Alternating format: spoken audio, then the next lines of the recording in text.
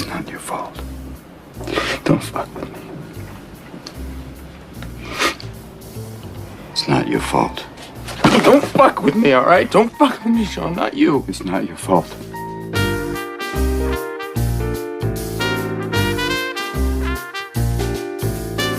Hello, guys, and welcome to another new episode of Hollywood Gold. We're back. It is so good to be back. We missed you guys so much. It's been so fun, Vanessa, to get the shout outs from people being like, when are the new episodes? I know. We keep having Have you been Zoom. noticing that? Yes, and we're having Zoom calls with people who are like, I'm very starstruck. When are the new episodes coming out? I'm like, we have a fan base. It's I love a very this. small portion of the society, but we'll take it. It's so cool. It's the people we interact with, so Yeah. we think we're a big deal. Yeah, totally. Big fish, smaller pond. Exactly. But in any event, today I'm so excited because we're about to launch into first episode of the new year with Gus Van Sant, who is one of the great legends of filmmaking. And we are so lucky to be working with him on a new film. And we've gotten to know Gus very well. How much do we love Gus? He is so wonderful. I think that it's so scary to work with someone that you've idolized for so long. Yeah. So I kind of was nervous that he would be, I don't know. You just know, you don't know what you're going to get. You And never know. He's just so lovely, always so chill. I mean, you'll listen in the interview now, but he is just so calm and is so thoughtful, and he's such a team player, but he has a vision. He knows exactly what he wants, but he's willing to work. And I think it's just because he's been doing it for so long, but he's just so No fuss, wonderful. no muss. It's great. I'm just so excited to hear him talk about Good Will Hunting. Yes. So today we're going to talk about Good Will Hunting, one of our all-time favorite movies. Oh, the best. Couldn't love the story of how this film got made and how he got involved, and just hearing early stories of Matt and Ben is kind of incredible. So let's get going. Let's do it.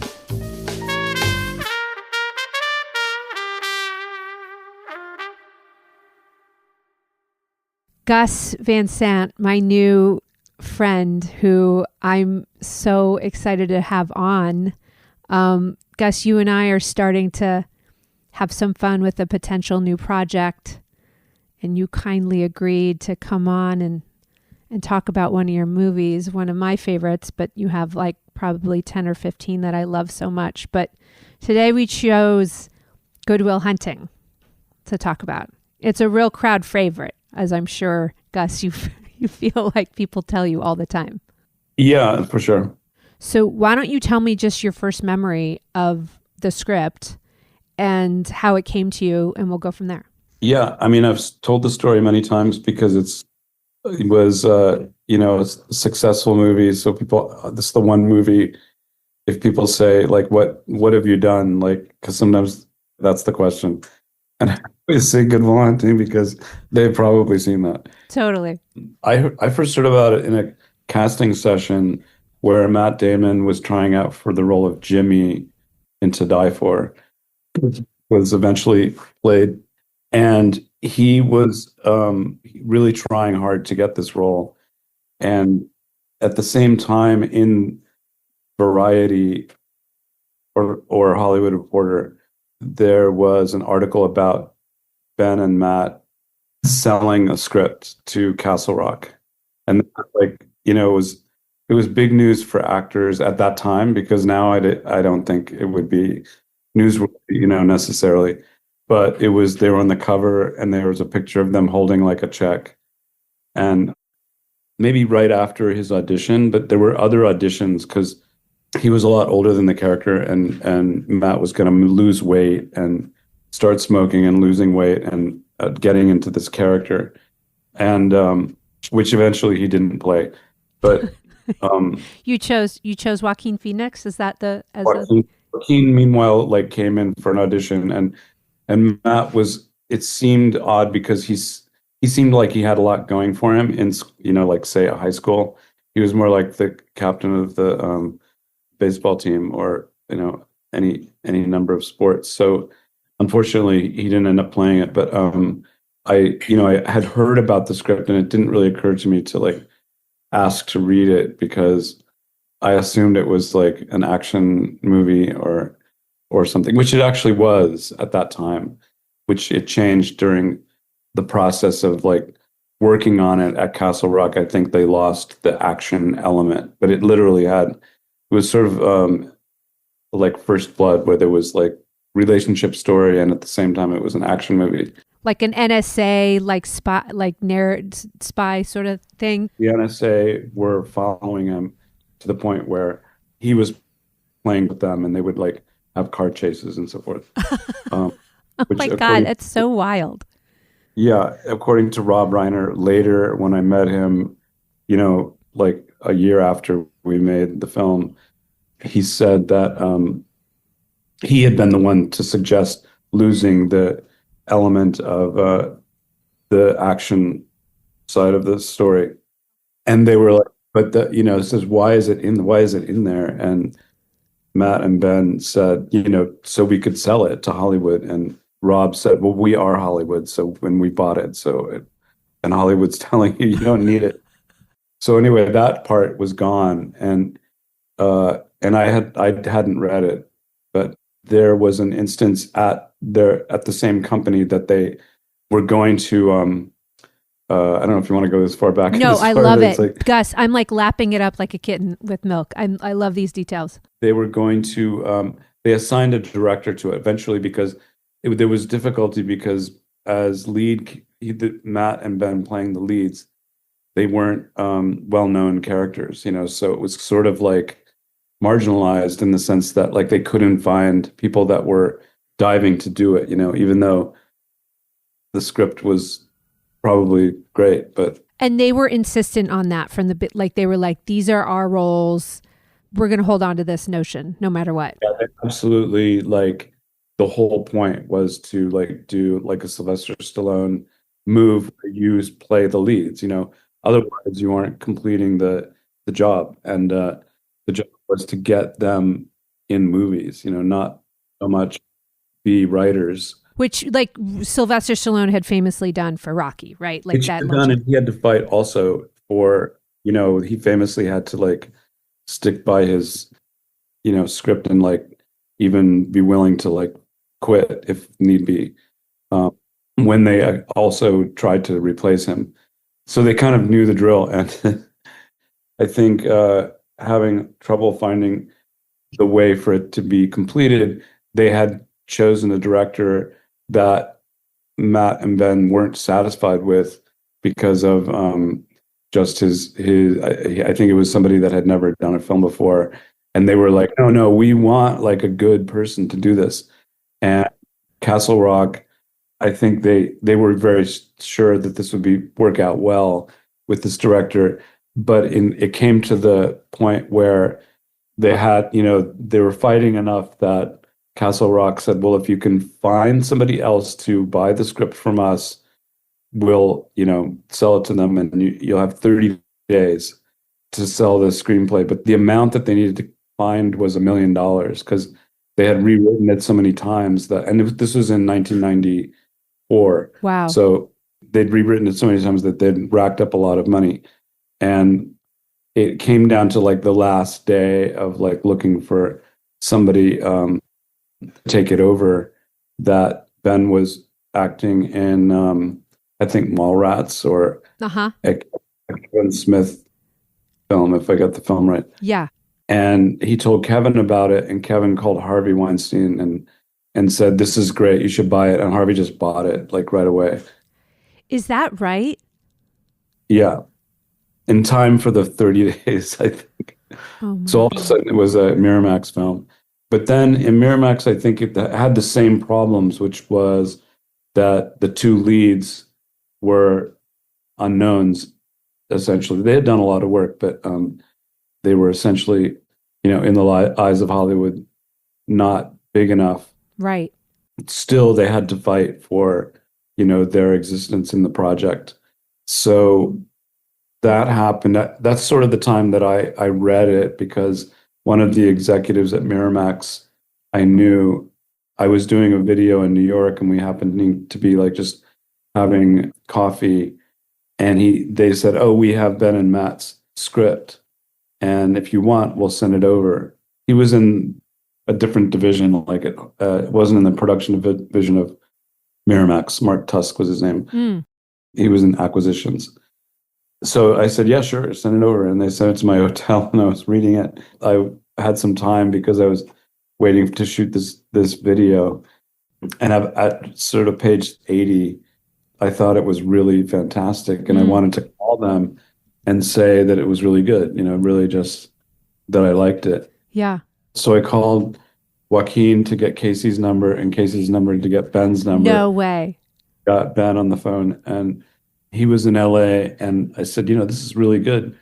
Congratulations, basically congratulations. And then, I gave it a thought, but I said, if you need somebody to direct it, I would do it. So they were like, yes. They were all excited. I think Jim Sheridan was going to do it at that time. I'd read Mel Gibson. Had you ever heard that? Yeah, there were many others. I think there was over 20 people. No. Yeah. So first it was Jim Sheridan, who apparently was, I think that was just like something they talked about. He and Harvey had talked about. He had done My Left Foot. Yeah. But then right after that, I think Mel Gibson said no. He would play the Robin Williams, what ended up to be Robin Williams' role.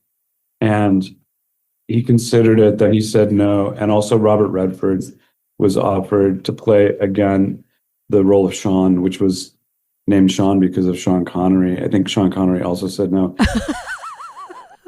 Otherwise, he would have played it. And then it came to me because I had piped in, and my agent was famously not friends with Harvey, and also he was at a retreat, and I was trying my best not to give away Final Cut, just because it was legendary that Harvey recut your stuff. Totally, so Scissorhands, yeah. Yeah, and so in doing that, I got dropped. They were like, okay, your time's up. We're moving on. So they moved on, and I ran into Harvey at Cannes. I went to this is May now. What started in say November of that year, 94 or something. And no, I guess it was later. It was like 95. I sort of said, Harvey, I'm still interested, and he was like, okay, I'll get back to you. But he never got back to me. I think I heard that Michael Mann had actually shot a scene of Good Will Hunting if Matt and Ben could handle the roles, and had decided that they couldn't. And moved on. Wait, Gus, you're kidding. No, I heard this. I don't know if it's true. Oh my God. Whoever I ask, they say, yes, it's true. Okay. I haven't been. But you've never seen the footage, but how much would we die to see that? And I don't know if he did it on video or whatever he did, but it was a one-up from an audition. Okay. Okay, got it. So that happened. And according to Matt, they were in Boston. They were meeting people that were flying through Boston on their way to Europe. It got down to commercial directors. No, stop, Gus, stop. Then that summer, Matt got cast in Rainmaker. Yeah. As a kind of fresh face. Proper lead. Yeah. Mm-hmm. But the lead in the project. And very quickly, Harvey was like, okay. And he gave it to Lawrence Bender and said, Lawrence, get this going. We'll shoot it. And then we'll have the John Grisham kid in the movie will come out after the Rainmaker, and it'll make a lot of money. So that was his angle, was just use Ben and Matt. And because they'd worn him out, Harvey was also trying to talk them into other people playing the leads. Right. And Lawrence happened to be, I think, even sitting with somebody that I knew that I was interested in it, and just said, Gus wants to do it. And Lawrence just said, okay, you're doing it. And he just called and said, you're doing it now. No way. Say September of that year. Yeah, but I will have a degree. And you'll be serving my kids fries at a drive-thru on our way to a skiing trip. Yeah, maybe. Yeah, but at least I won't be unoriginal. But if you have a problem like that, we could just step outside. We could figure it out. All right, quick pause here, guys, because if you're a filmmaker or you want to be, this is actually super relevant. If you've ever had a feature idea that you love, but it just kind of sits there because budgeting and scheduling feels intimidating or mysterious, or like something only real producers know how to do, this is for you. Film Parliament is an online course created by a working producer who's been exactly there. It's designed to walk you step by step through how to actually schedule and budget a feature film. Whether you're making your very first movie or you're already working in the industry and want more control over your projects. What I really like about it is how practical it is. You can use your own script or one they provide, and by the end of the course, you've built a real finished schedule and budget for your film. Not theory, not vibes. Actual tools you can use to go make the thing. You also get lifetime access, and it includes the exact professional feature film budget template the instructor uses on every project, explained line by line, so nothing feels like a black box. The tone is very much a friend who knows their stuff, not film school lecture. And if you don't have a mentor walking you through this side of filmmaking, this is kind of like getting one. Right now, listeners can get 10% off with the code GOLD10. So if you're tired of waiting for permission, waiting for financing to magically appear, or waiting to feel ready, this is about learning how to take control of your own projects. Go to filmparliament.com to check it out, read the reviews, and see if it's right for you. Or check the episode notes for a link. Before we got AT&T Business Internet, whenever we needed to get another device set up in the office, we called Janet's nephew. Charged us in pizza bites and energy drinks. He once renamed the network to New England Clam Router. Professional? Not really. Necessary? At the time, yes.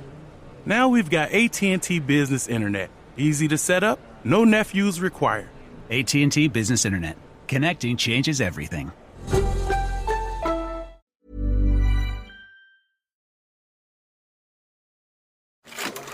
I'm Gerald Lambeau.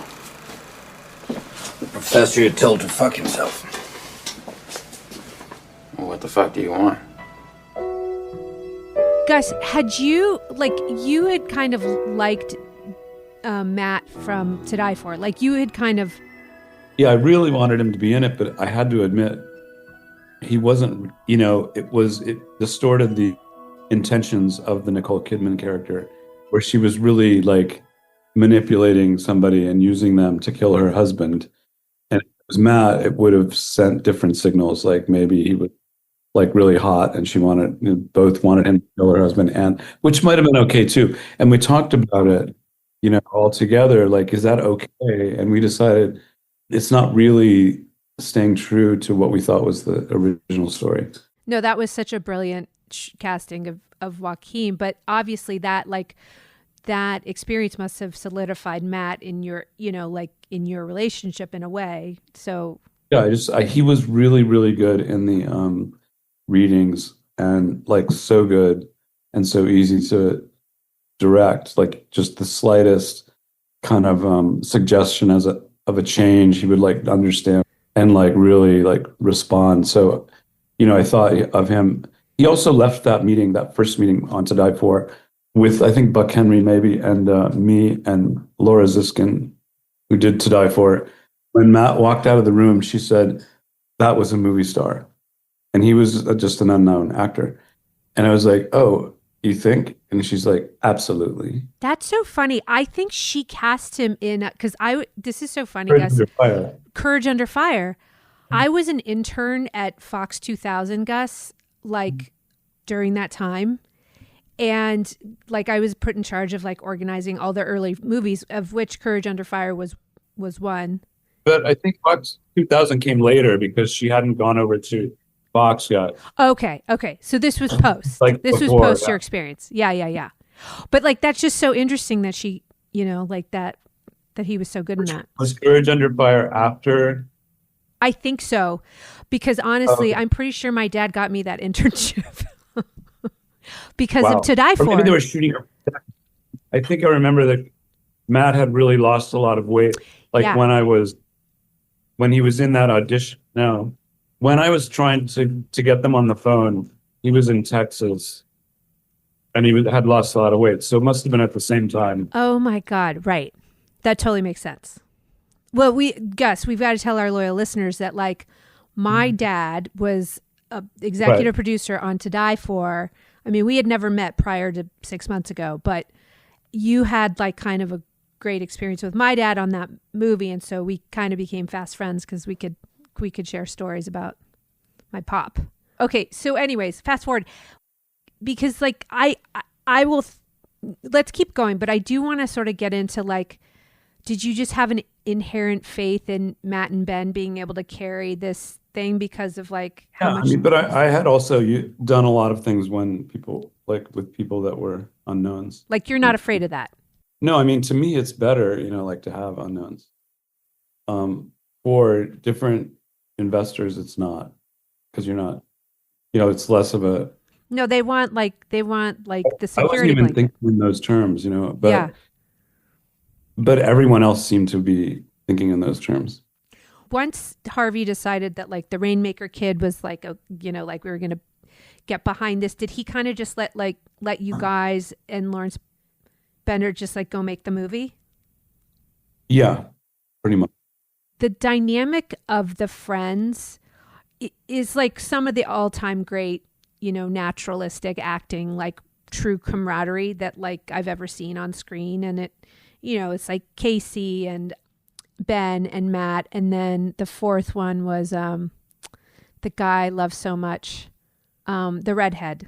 Cole Hauser, who's now like having such an incredible resurgence in Yellowstone. It's like insane. And he like, you cannot even like detect that they're the same people. But how did that come? Were they like, you got to cast our buddies, or like, how did that happen, Gus? Yeah, it wasn't like you got to, but they were their friends. I mean, Casey was the younger brother of Ben, who I had been in To Die For, so I knew Casey. Right, of course. Oh my God, yes. So I was like, and that was a suggestion of Matt's, like you should meet this guy, Ben's younger brother. And he had a Boston accent. And wait, so Matt suggested Casey for To Die For?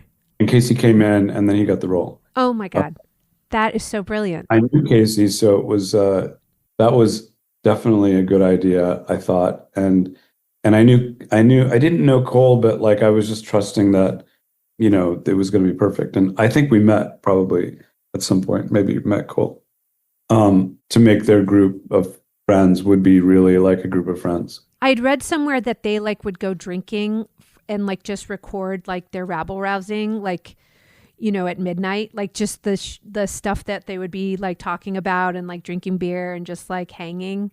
And when they wrote? When they were writing. I had never heard that. Oh, really? Yeah. I mean, I love that concept, it's like authentic. Yeah. So good. They were writing it like, I think for a long time, like a year or two. And they were improving in the scenes to write them. They were like, doing things, and then they would write that down. You mean not on set, like prior? No, not on set, but like, when they wrote it, they were like, Matt and Ben were like, they would take different roles. So if it was like, Lambeau and Sean in his office, yeah, they would play the parts and they would like, write it down. And did you ever witness that, or they just told you about that kind of thing? I did witness like some rewrites, which I didn't see them like improving, but we were rewriting like in Memphis where they were shooting The Rainmaker down there. We all flew down there and to like get the script ready to shoot. Oh. Requests from Lawrence that like we change things, like make it better. Uh-huh. And there was an amount of like work that I saw in person, which were mostly like kind of like organizational things. So we had like a blackboard. I just remember Matt like sketching out like where scenes would go and things like that, and Ben taking notes, and then Ben would go off and write. Oh, interesting. At night, during the day, like when Matt was shooting, and then we'd all come back later. Did you observe them being like two sides of the same brain? Like was one sort of the organized, like here's the structure and here's the color, or was it like just kind of like more jazzy? I could see things organizationally, but nobody was like improving. I mean, there was certain types of improving going on, but yeah, it's just like the way I guess they would organize like how the script story was being handled. I could see that, which was great. Gus, you're a writer too. So like when you guys are making the script better, are you kind of letting them, like you're suggesting things and you're letting them like take the lead on what the rewrite is? Or are you kind of like, getting there were like requests. So it's like, I think one of the biggest things, and the one thing that I contributed was to bring Minnie Driver's character up sooner. I think you met her like on page 50 or 40, which meant adding scenes to keep her through line going. But I didn't write anything. It was just a suggestion of she should be sooner. And so they moved the bar scene up earlier. So the bar scene like just got moved up. It moved up earlier, and then that made it like necessary to have one or two more scenes, which were the scene where Will did Minnie Driver's character's homework, Skylar's homework, and like she's like, "How did you do that?" And he says, "It's like Beethoven. I just can do it." That scene. Yeah. So they had to write that one, which I didn't witness any writing going on. Okay. But then things like that of like, there has to be a scene, a suggestion, it can be in a cafe, that kind of thing. And then the actual writing, I never saw that. And there had been a real Skylar in Matt's life. Tell me. Who ended up, she existed in the world. So this question of where Skylar was, and I had no idea what they were talking about. She married the drummer of Metallica. No way. I'm sure that like everyone knows that, but I didn't know that. That's crazy. No, I don't. I mean, people know that. Maybe now they will, but but Lars, like, that was this real character, but I just could imagine her. I never met her. That is great. And they went to Harvard together. Like they were. I think so. I'm not sure if Harvard, whether they had. I guess I'm not sure. Or just like sweethearts at some point. From Boston. Right. Yeah. Okay. Right. Okay. Speaking of like casting Skylar, was that difficult because they had such a clear conception of who that character was? Or was that actually quite easy? And Minnie Driver was just so good. I think by the time they were writing this part of Skylar for Minnie, they had met Minnie by then. Okay. We were really impressed. Minnie had come in, or she had come into an audition little thing in the hotel we were staying in, the Soho House, and everyone was really hungover, and she probably knew that, and she just laid it on us.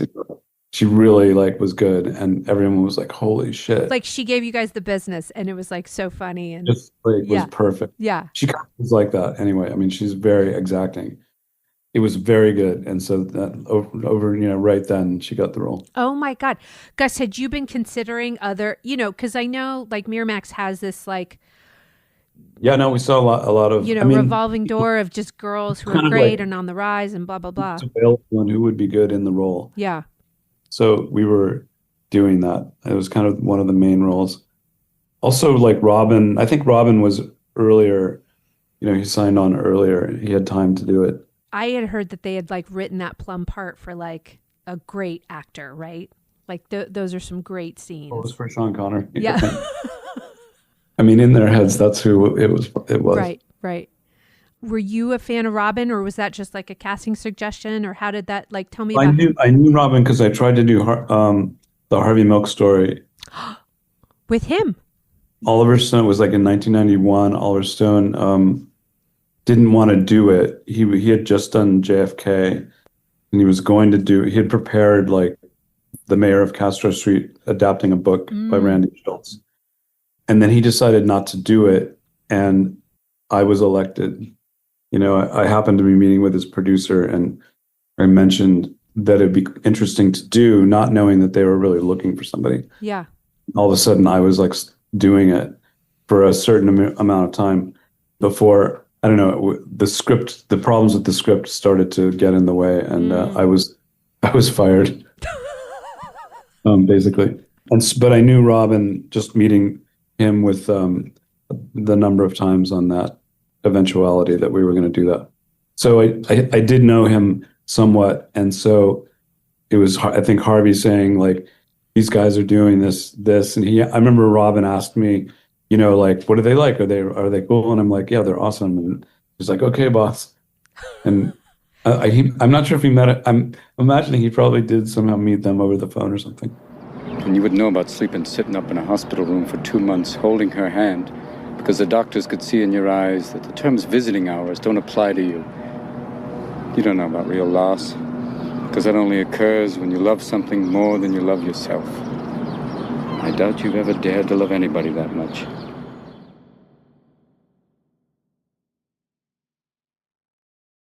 You know what the best part of my day is? For about 10 seconds from when I pull up to the curb and when I get to your door. Because I think maybe I'll get up there and I'll knock on the door and you won't be there. No goodbye, no see you later, no nothing.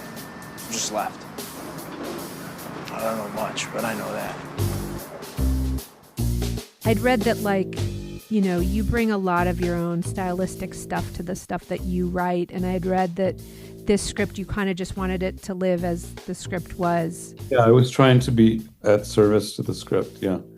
But I mean, you wouldn't have been able to do anything other than that, I don't think.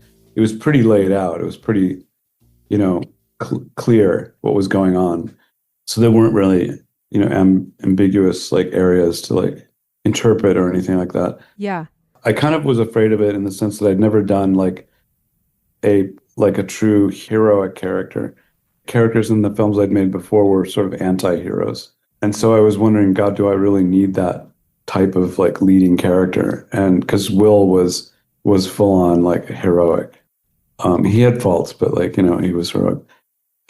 I wasn't sure that the form was going to be something that I could handle, but I was trying to like make more of a generic work than say maybe the other films that I'd done. The movie was so successful. I mean, I think beyond anyone's expectations, and you got nominated for I presume that was the first time you had been nominated. Yeah. There was so much laudatory stuff around it, and the movie just continues to be like, I think people consider it one of the like great films of our time. And were you ever fighting your own sort of more non-traditional instincts like in shooting, or did you just know like this is what this should be? It wasn't that much different. I mean, I had pretty much, the script was pretty easy to like interpret, and I was sort of, one of the things that occurred to me was that after shooting like 3 or 4 scenes, I was like, okay, so every scene is like 2 people in a room talking to each other. And Matt said, yeah, that's the blocking of Good Will Hunting, is 2 people in chairs talking to each other, because that's how they'd written it. Oh my God, that's brilliant. And so I started moving the camera around because of that. I was like making moves within the scene because I was wondering or worried that each like 5-minute scene was a long time. And I'm not sure if I needed to be worrying about that, but like, I think about the scene between Robin and Will where they start talking about the great Boston Red Sox game, and Will gets up. Good shot, yeah. Yeah, and the blocking changes and it becomes really active. Like Will's like kind of move. Was that like you being like, we got to get more active, or was that the natural blocking of the scene? Probably, yeah. Blocking, I think. Well, Robin got up and ran the bases. That was just Robin doing that. Yeah, cool. And so I said, okay, so like, how should we see that? And I thought if you were overhead, you could see that there were bases. Love that. Chairs. Yeah. So it was a reaction to what they were doing more than me coming up with that. Now that you're saying that, I do notice a lot of like inventive camera work, like in the scene in her dorm room when they're like laying together. Mm-hmm. And like they're kind of just like fully in love, but it's just, again, it's just like the 2 of them chatting. I love the work you did. That it felt so intimate and like romantic. Yeah, that was like a crane over there. I had Joni Vescovier, a French DP, with me, so like we would plan these things. Because people are lying in bed, like you naturally want to get overhead. just because it's easier to like sort of. We decided it should be like on some kind of crane because we could just maneuver in a bedroom. It also was like in the first scene, an early scene in the courtroom where Will is sentenced his punishment and he's going to go to jail for beating a kid up, and that was very elaborate, like not Luma crane, but like a extending arm crane that could move all over the courtroom, and we were doing these really fancy moves that we never used. I was like, I don't remember that in the. Yeah, so I mean, it awesome. wasn't because we made it shorter, and we also used the shots which were not. There might be a little left. I can't remember how much of it's like, but I remember the really elaborateness of it that wasn't really used. You know, Gus, I'm thinking about the playground fight scene, which does feel very Gus. You know, like there's like Casey getting like knocked and like you can see his face, and like I love that stuff so much, and that did feel like way more you know, and just kind of wild and cool, and just so I don't know, it feels like the perfect marriage of you and script in a funny way. Yeah, I mean, that was, I think, I can't remember how it was written, but it was like interpretable, so right, tended to be more me. Was the shoot actually, once the like getting up and running, was the shoot kind of pleasant because everyone was just so psyched to be there? You know, you've got these actors who are like so pumped that they're getting their movie made. Like everyone's on their best, you know? Yeah, for Matt and Ben, it was like their dream come true. So like, yeah, they were there, and they were there in a celebratory manner. With the first scene we shot was between Stellan's character and Robin's character in a kind of a bar eatery, and they're arguing about Will, which they were always doing, and I think this is the first time that Robin mentions Will to Stellan, and it was a 5-minute scene, and I remember like the first shot, they were in tears because it was like they made it. It finally, there was a shot with our movie moving in the first day, and yeah, so it meant a lot to them. Like I've talked to a lot of filmmakers who, you know, it's kind of like everyone is bringing their A game because they just feel like something deserves it, and they're just like, you know, everyone's showing up on time and they know their lines and they're doing the work, and you know that sometimes creates these great moments, you know, in your career. There's like highs and lows, you know. Yeah. And so but were there tough moments Ben on the shoot? Ben and Matt already knew their lines because they lived them for years. Yeah. They were like just ready to go. But do you remember anything being tough on the shoot? Like, were there any like sort of things that you kind of had to like overcome and fight Harvey about, or? No, Harvey there may have been something that was distracting him. Although I don't think that I didn't get the sense that Harvey like came on the set. You know, it wasn't really.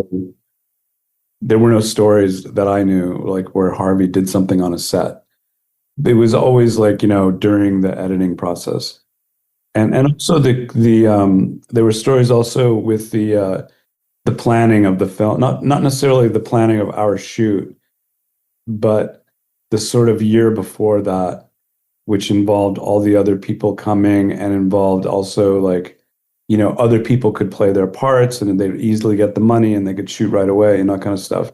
So other actors were suggested, which were always like completely shot down. Yes. And there was kind of drama, which I wasn't part of. And then there wasn't any post drama because we scored really high. Like immediately when you tested. Yeah. So we scored 92 or something. Oh my God. So we also like the Miramax way of scoring something was really unlike what I had experienced on To Die For, which was Joe Farrell, who was a famous like test scoring person, and it also was a completely different film. So like that was the first time I'd seen a test happen, by a studio. And I think Sony's desire was not to have like something that the film was, which was a dark comedy. They wanted it to be a romantic comedy. Right. But the protagonist kills her husband in this. Right. You mean To Die For is like yes, is like this. Yeah. Mm-hmm. So they was try and get the audience to come into the screenings thinking they were going to see a romantic comedy, and maybe with a date, and then she kills her husband, and it's like, you're totally tricked.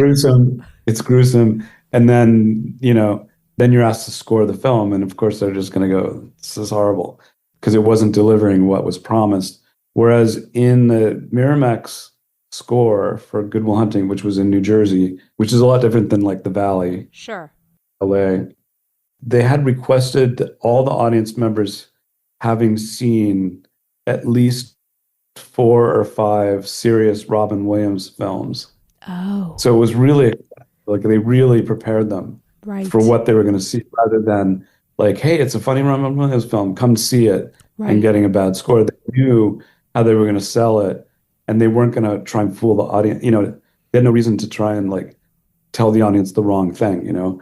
I guess in To Die For, a dark comedy traditionally doesn't sell, so it's different with To Die For. They were afraid that like people would come thinking Robin was going to be funny and being disappointed. So it just seemed really like organized and more succinct than the other tests that I'd seen happen, and it tested high. And then it was after Harvey sat down and watched it alone, well, with Kevin Smith, who was also a producer. They came and watched it, and then he said, okay, tested it, and then it tested really high. So we said, oh, we're going to test it again. And they're like, no, if it tests this high, you can't go again because you can only be disappointed. Then they just said, finish it. Not like make these changes or cuts or whatever. When he saw our cut, we had done something better maybe than what he thought had been going on. Maybe, but I only heard that. I don't know if it was true. Gus, when you got those scores, was that the first time that you were like, oh, this could be a big thing? Like, were there any moments when you were shooting? Like, tell me. Their score also somehow indicated how long it would play, which is strange because like never really like number of weeks in theaters kind of thing. Mm-hmm. Uh-huh.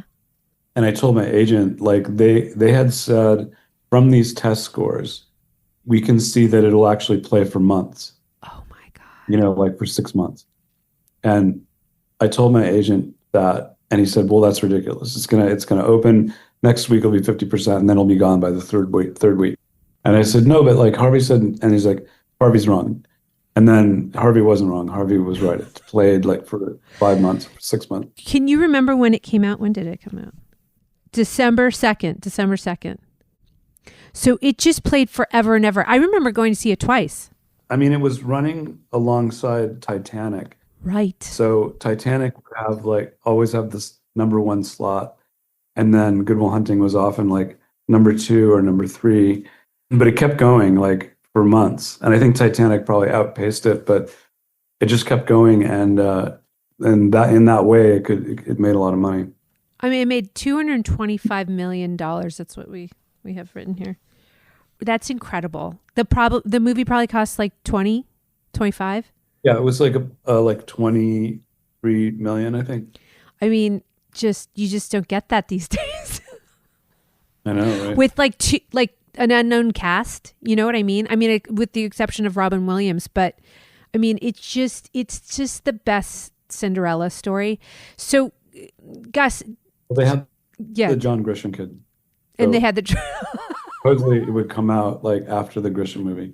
Right, they had the Grisham kid, the Rainmaker kid, but just talk me through that because then you were off to the races. It was top of the box office. You guys were being nominated for every awards, like those things. Was that enjoyable for you, Gus? I'm getting to know you a little bit. Is that fun?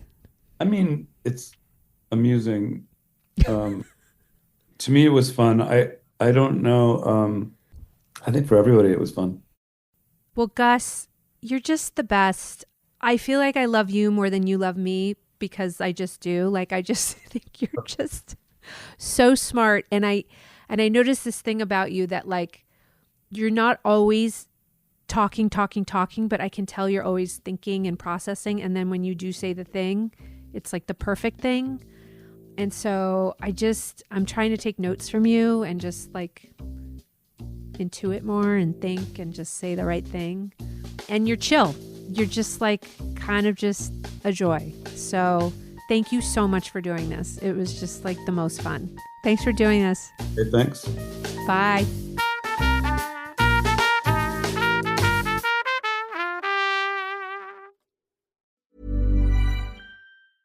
Earn your applied bachelor's degree in as little as 3 years, fully online with Unity Environmental University. Gain cutting-edge skills in less time with less tuition while learning on your own schedule. Visit unity.edu/career-edge to get started.